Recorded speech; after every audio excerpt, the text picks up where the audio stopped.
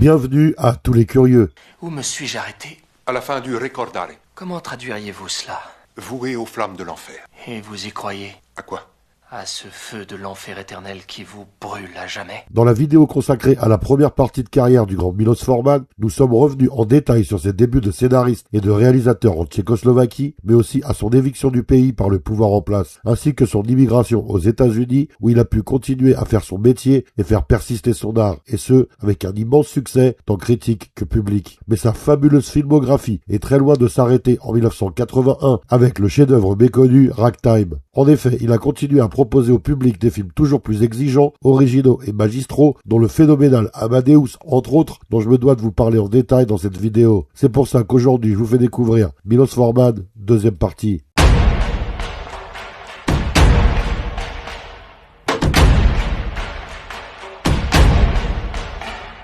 En effet, en 1984, le cinéaste tchèque naturalisé américain en 1977 présente à la face du monde ce qui est aujourd'hui considéré par de nombreux spécialistes comme son plus grand film, ou en tout cas celui qui figure aux côtés de Vol au-dessus d'un nid de coucou au sommet himalayen de sa filmographie, Amadeus.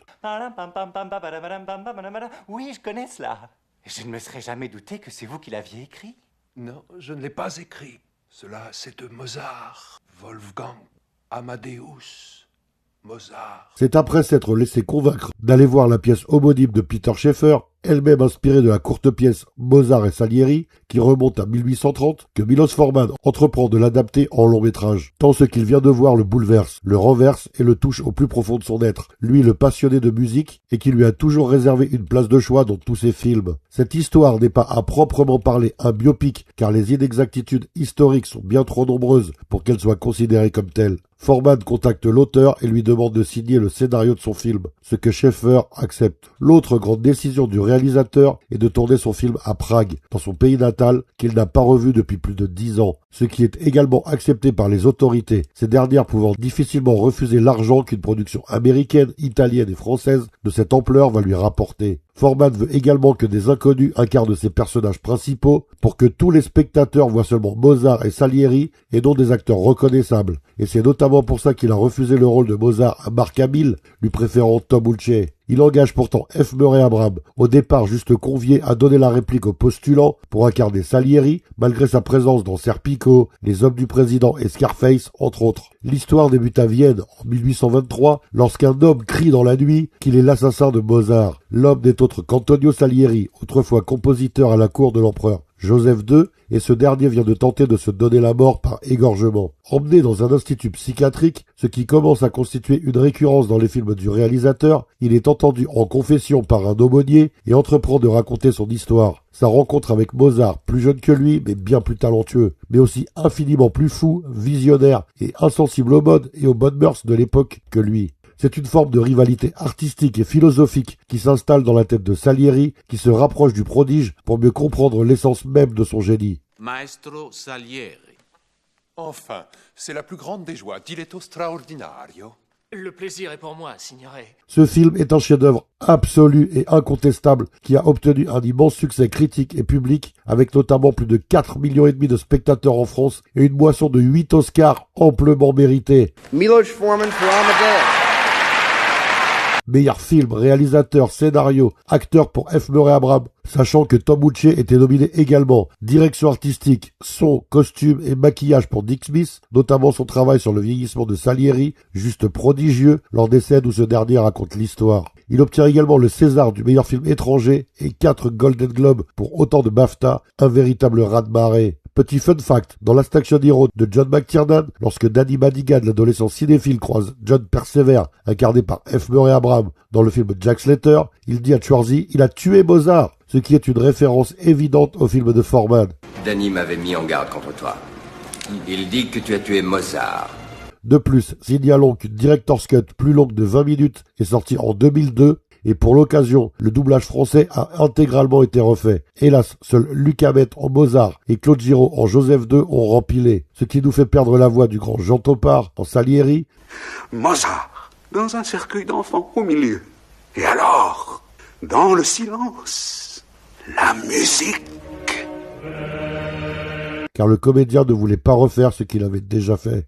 En 1989, Milos Forman propose une adaptation libre du roman épistolaire culte de Choderlos de Laclos, Les Liaisons Dangereuses, avec Colin Firth dans le rôle de Valmont et Annette Bening dans celui de Merteuil. Quelques mois auparavant, Stephen Frears a sorti un film qui adapte lui aussi le chef-d'œuvre de Laclos et dont le titre est homonyme, avec John Malkovich en Valmont et Glenn Close en Merteuil. Mais les films, même s'ils s'inspirent du même matériau de base, sont dissemblables dans leurs intentions, mais aussi dans leur interprétation de l'œuvre. Si le film de Frears est un peu plus fidèle au roman, notamment dans son dénouement, le film de Forman est bien moins hollywoodien, bien moins grandiloquent et bien plus tangible, mais aussi plus réaliste et palpable. Le casting, par exemple, est à ce propos éloquent. D'un côté, Stephen Frears, qui choisit deux acteurs fabuleux, mais indéniablement identifiables à des personnes maléfiques. Glenn Close vient notamment d'incarner Alex Forrest, tout simplement le mal à l'état pur, en tout cas pour Michael Douglas dans Liaison fatale. Et moi je refuse d'être ignoré, Dan. Tandis que Malkovich prouvera à maintes reprises dans sa carrière qu'il fait un méchant particulièrement convaincant. Il y a eu un peu d'agitation, mais maintenant tout est rentré dans l'ordre. Dis-leur ça, sinon je te fais sauter la cervelle.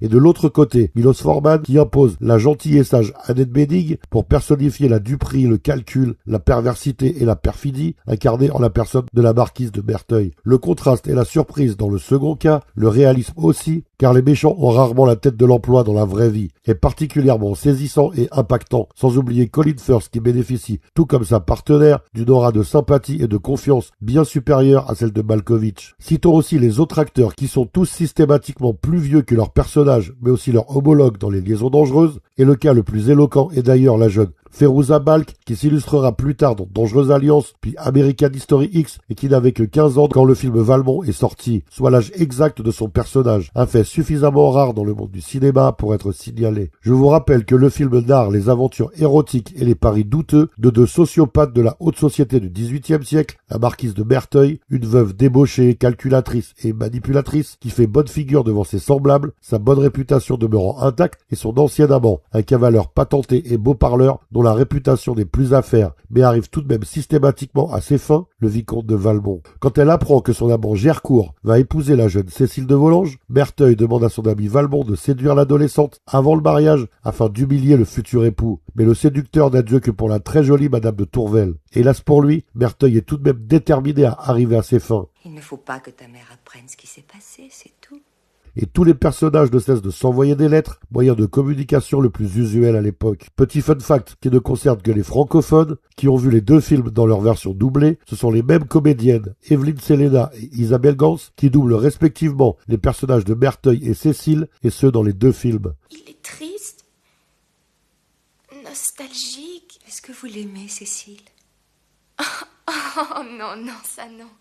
Pourtant, l'interprétation des comédiennes originelles que sont Annette Bening, Glenn Close, Fairouza Balk et Uma Thurman sont si différentes que leurs performances sont tout simplement incomparables. La version de Forman est excellente sur bien des points, mais rien n'y fait. C'est un flop monumental. Contrairement aux Liaisons Dangereuses, le métrage ne rapportant qu'un peu plus d'1 million au box-office mondial, soit une recette 30 fois inférieure à son budget. Ce four absolu aurait dû miner profondément le cinéaste tchèque, mais au même moment, il a le bonheur absolu d'apprendre que son pays d'origine a réussi grâce à la révolution de velours à précipiter la chute du régime et à élire son ami d'école, le dramaturge et essayiste Václav Havel, président du pays. En 1996, le cinéaste polémiste Oliver Stone veut absolument réaliser Larry Flint, un biopic sur le pape du porno américain et fondateur du magazine trash Hustler, qui a payé particulièrement cher son attachement à la liberté d'expression.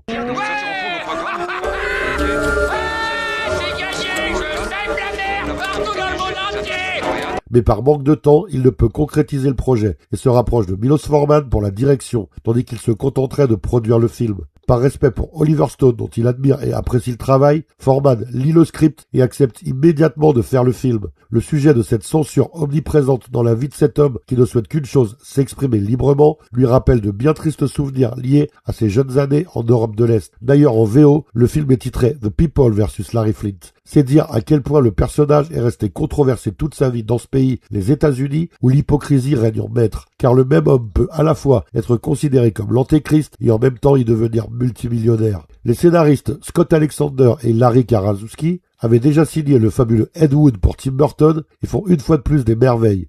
Alors en ce qui les concerne tous, tu n'es qu'un porc. Ah ouais, mais c'est toi qui disais qu'il y a des principes et qu'un porc a exactement les mêmes droits que le président. Gna. Tu sais, on finit par en avoir sa claque des porcs, ça fatigue. Sauf au début, lorsque Larry et son frère dirigent un club de striptease, où il m'a semblé que le film n'était pas du niveau de Milos Forman. Mais dès que Courtney Love fait son apparition dans le rôle d'Althea, la future femme de Larry, incarnée magistralement par Woody Harrelson, le film devient comme par magie un film de Milos Forman à n'en pas douter. Mais avec aussi la patte d'Oliver Stone qui est perceptible à chaque scène. La chanteuse grunge, reconvertie ici en actrice, était véritablement faite pour ce rôle. En tout cas, elle s'y donne corps et âme, épousant littéralement la psyché de son personnage et arrêtant toute consommation de drogue durant le tournage, comme elle l'avait promis à Milos, pour mieux rester focus sur son rôle, ce qui enchantera le réalisateur et le poussera à l'engager sur son film suivant. Larry Flint voulait concurrencer Playboy avec un magazine porno et ira même jusqu'à publier des photos nues de Jacqueline Kennedy Onassis, l'ex-première dame des États-Unis. C'est le jury qui représente les critères de moralité de notre société,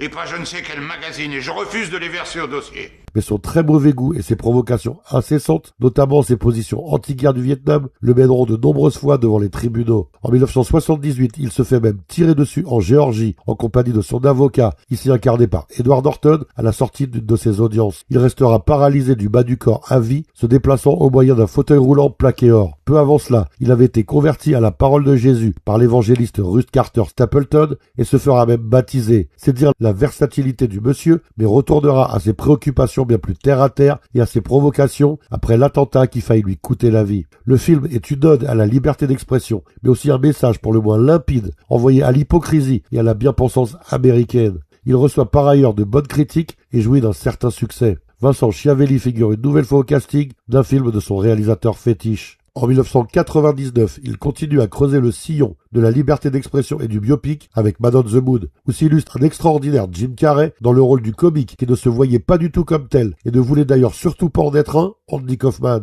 C'est le roi de l'humour décalé et du canular dont le mot d'ordre principal était de surprendre le public coûte que coûte et de surtout pas lui donner ce qu'il attend, au risque de se mettre ce même public à dos alors même qu'il est une star adulée. Jim Carrey y tient l'un des rôles de sa vie. Avec Truman Show et grand fan du comédien, il se fondit littéralement dans le personnage au point de le rester, y compris en dehors des prises, tout comme un certain Daniel Day-Lewis. Une fois de plus, Courtney Love y interprète la femme du héros et le fait de façon magistrale, même si le personnage est ici bien plus discret et bien moins exubérant que ne l'était Althea, la femme de Larry Flint. Signalons aussi l'énième retour de Vincent Schiavelli, fidèle à son ami dans le rôle du directeur d'ABC, et la présence salutaire de Danny DeVito en George Shapiro, le producteur de Kaufman, qui sera par la suite celui de la sitcom culte Seinfeld.